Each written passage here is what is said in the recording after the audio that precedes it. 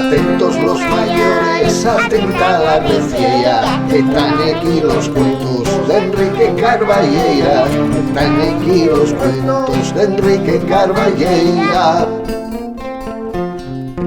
Cuentos de trazo suelto.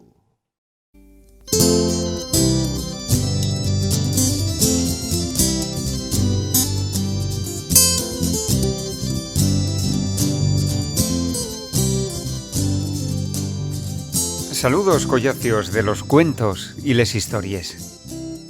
Esta ye la historia d'un árbol bien especial. Naciera cerca al pueblo, en metá del prau onde pacían les vaques. Y era un pomar que tuvo problemas desde el principio, y era muy ruin y nun espoxegaba. Los sos dueños tenían claro que si la cosa seguía sina, acabaría por morrer nel próximo invierno. Habrá que facer de alguna cosa. ¿Y qué podían facer? Home, pues por ejemplo, llamar a la blanera, a ver si ella, que tenía tantos encantamientos, sacaba palantre aquel prove árbol.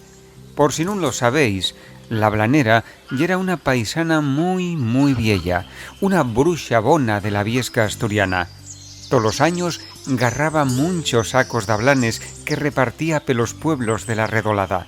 Además, la noche de Navidad repartía regalos entre neños y mayores.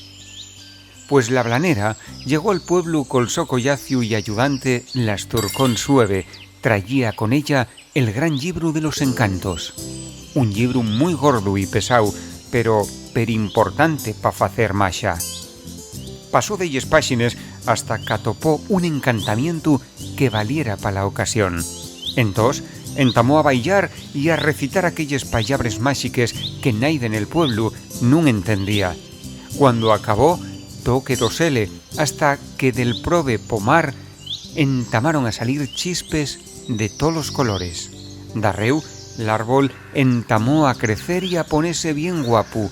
Dende ese día tornóse en un árbol muy especial. Gracias al encantamiento de la blanera, foi un pescapomaceral. ¿Qué ye eso?